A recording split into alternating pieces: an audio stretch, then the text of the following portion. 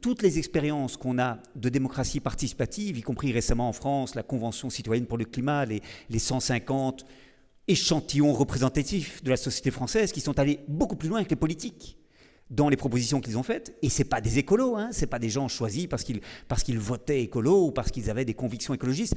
C'est des représentants de la société française dans sa diversité. Eh bien, ils ont écouté quelques experts, ils ont lu quelques études, ils sont réfléchis entre eux, ils ont délibéré, ils se sont rassurés sur le fait que l'utopie n'était pas si utopique que cela, et ils ont fait des propositions qui allaient plus loin que ce que les politiques osent mettre sur la table. Et donc, moi je crois que c'est extrêmement important. L'urgence écologique exige un renouveau démocratique d'urgence pour précisément que les politiques rendent des comptes, non pas seulement aux lobbies, mais aux citoyens et citoyennes qui attendent des politiques qu'ils prennent leurs responsabilités. Il y avait justement certains jeunes qui ne croient plus à la démocratie, vu l'urgence et l'importance du changement attendu. La bonne dictature comme seul espoir, que répondez-vous? Je pense que, voilà, vous l'avez fait. Il y avait aussi justement une question sur le capitalisme. Le capitalisme est-il structurel ou intime? Avec notamment l'exemple du patron de Danone, qui donc a été mis de côté, alors qu'il avait aussi quand même une certaine vision plus durable aussi pour son entreprise et que les actionnaires n'ont plus voulu.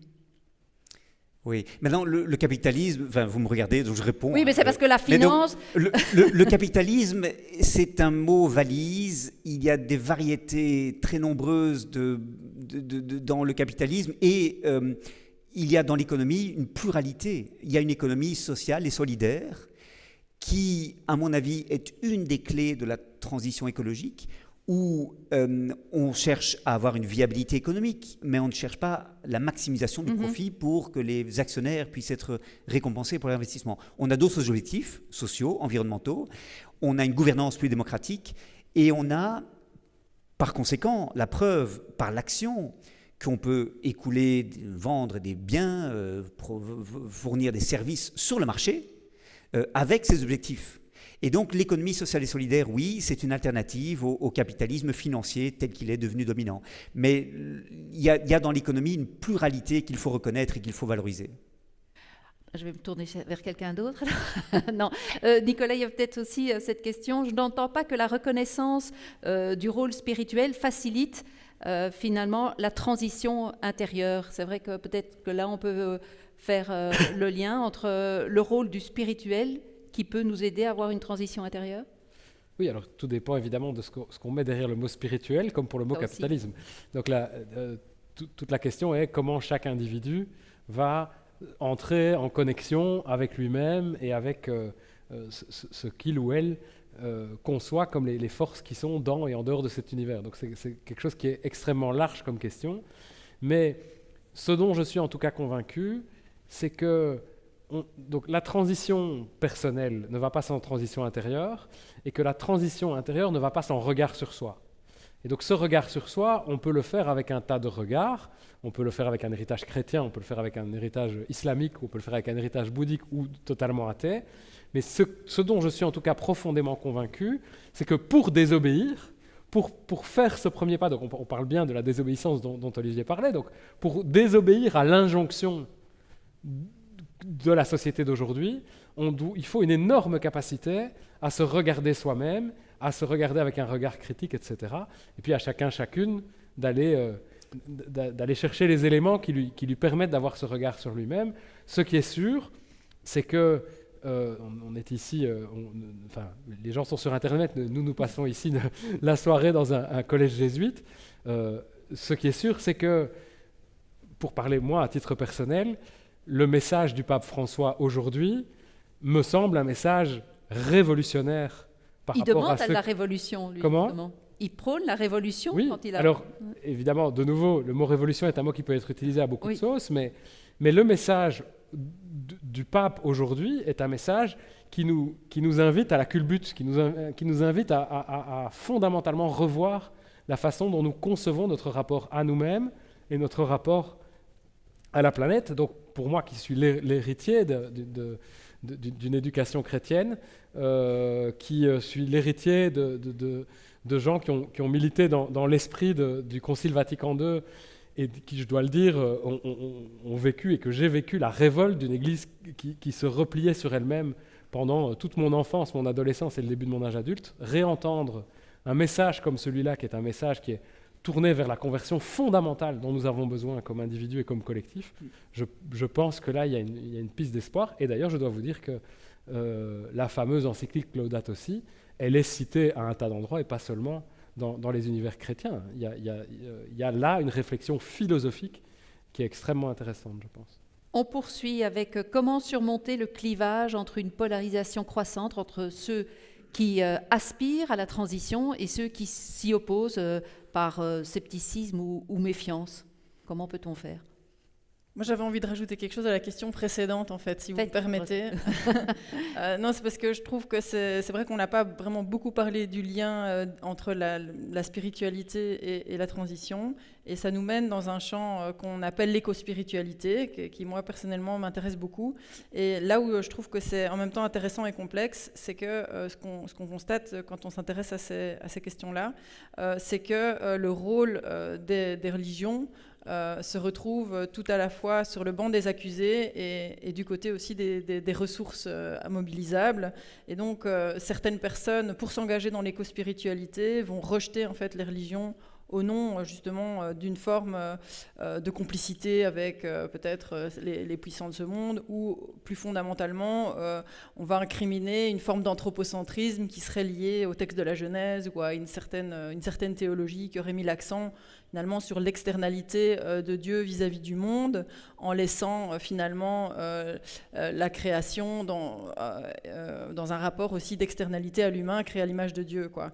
Et que donc ça aurait été une des racines fortes de la crise écologique. Certains l'identifient là-dedans, dans une certaine interprétation du christianisme qui a prévalu au cours du bas Moyen-Âge. Et je pense que par rapport à ça, et l'encyclique est très clairement, à mon avis, une réponse à cette critique d'une religion qui serait trop transcendentaliste, et c'est une critique qu'on retrouve aussi vis-à-vis des autres monothéismes. Je pense qu'il y a vraiment un enjeu au niveau de l'éco-spiritualité à redonner des nouvelles interprétations aussi des textes religieux qui vont dans le sens d'une valorisation de l'immanence, c'est-à-dire le sacré au sein de la création, et pas seulement à l'extérieur du monde ou uniquement dans l'histoire humaine. Et donc cette resacralisation du cosmos, en fait, c'est vraiment pour moi l'enjeu phare de l'éco-spiritualité, alors qu'il peut se vivre à l'intérieur des religions en faisant des relectures et des exégèses, ou à l'extérieur, comme c'est le cas. Mais ça me semble intéressant de parler de ce double, en fait, un peu de cette double casquette finalement que peuvent jouer les religions, mais aussi de sortir de cette opposition qui parfois polarise fort finalement entre une éco-spiritualité qui se voudrait dépassement des monothéismes et puis les monothéismes qui sont parfois un peu clos sur eux-mêmes. Donc je crois que la rencontre de cette critique peut-être, cette insistance sur l'immanence avec et des relectures et des accents qui peuvent être mis justement sur les personnages au sein de l'histoire, si on parle du christianisme au sein de l'histoire de l'Église, des gens comme saint François d'Assise ou quoi, qui ont eu un message qui allait vraiment très très fort dans le sens du sacré immanent justement, mais qui ne sont peut-être pas la note dominante. Et il y a pas mal d'auteurs qui vont dans ce sens-là pour parler, et ils vont parler d'une approche panenthéiste pour désigner une présence immanente de Dieu dans le monde qui n'est pas non plus une identité entre Dieu et le monde. Cité où on voit un graphique avec la planète, c'est un article qui s'appelle « Les limites planétaires » et qui a été coécrit par toute une série de scientifiques qui ont identifié 9 domaines qui sont que la communauté scientifique a jugé porteur de limites à ne pas dépasser pour la survie de l'humanité. Ce modèle des limites planétaires, c'est un peu justement le retour du refoulé de, je pense, cette vision moderne qui a mis un accent excessif sur une liberté décontextualisée. Alors ça ne veut pas dire qu'il faut aller dans le contre-pied qui serait la contrainte ou la répression ou l'absence de liberté, l'absence d'autonomie ou la fusion pure et simple dans la nature, etc. Non, mais c'est prendre conscience qu'il y a des une tierce voie. Voilà, réintégrer la notion de limite, je pense que c'est vraiment... Alors, on va terminer juste par quelques exemples de désobéissance civile dont on pourrait s'inspirer. Non, mais donc ça revient à ces éco-gestes en partie qu'on a évoqués tout à l'heure. Je crois que il ne faut pas sous-estimer la force que les hommes et les femmes qui font la société peuvent exercer sur des changements dits systémiques, qui ne peuvent pas tous tout venir du politique. Je crois qu'on est dans l'illusion si l'on pense qu'on peut se permettre d'attendre que les signaux viennent des politiques, parce qu'ils sont en fait beaucoup plus suiveurs qu'ils ne sont leaders dans ce genre de choses. Et notamment parce que les gens vont tout de suite dénoncer des restrictions à leur liberté si on impose des contraintes trop fortes. Donc, faisons ce que nous pensons être juste, envoyons par là le signal politique que le temps est venu pour eux de prendre leurs responsabilités, montrons que nous n'avons pas peur du changement et qu'au contraire, l'on adhère à un changement parce qu'on a pris conscience de ses limites planétaires, et ce sera sans doute la manière de débloquer ces verrouillages qui aujourd'hui font obstacle à ce qu'on aille sur une trajectoire plus durable. Donc la désobéissance me paraît un outil fondamental et sous-estimé pour changer la société. Il n'y a pas de véritable changement social qui s'est passé de ce type de mobilisation. Ben voilà, merci en tout cas pour ces échanges personnels et riches. J'espère qu'ils vous ont peut-être aidé, au moins chacun d'entre vous, qu'ils vous ont peut-être guidé sur votre propre chemin de la transition. Alors on parlait des générations futures. Je propose de terminer avec la réaction de Joachim Meus du Cap Vert, comme on l'annonçait, un cote à projet, sur le ressenti par rapport justement à cette soirée. On vous écoute. Ouais, ben, d'abord, merci aux intervenants pour ce qu'ils nous ont dit, et aussi je voulais souligner pour la manière qu'ils ont eu de le dire, parce que les dialogues faits d'une écoute réciproque sont tellement plus intéressants que les débats faits d'invectives mutuelles, etc. Donc, merci aussi à Rive Espérance d'avoir organisé ce moment et d'avoir préféré la table ronde à la table de ping-pong à laquelle on est habitué. Moi, je suis extrêmement heureux de pouvoir venir parler des strates profondes, philosophiques et spirituelles de la transition et de l'intime, c'est-à-dire cette vie intérieure qu'on a tous en nous. Et donc, c'est plutôt de l'intime que je vais parler, personnellement.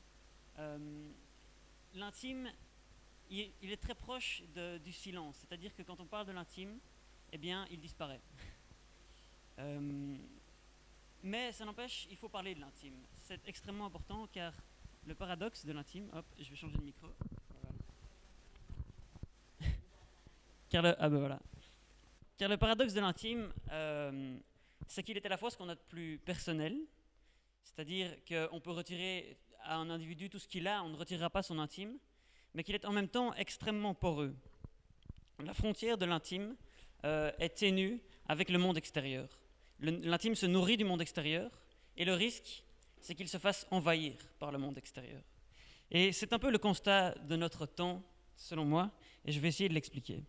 On l'a vu aujourd'hui, un tas d'idées envahissent notre intime. La consommation, la croissance, la productivité, etc.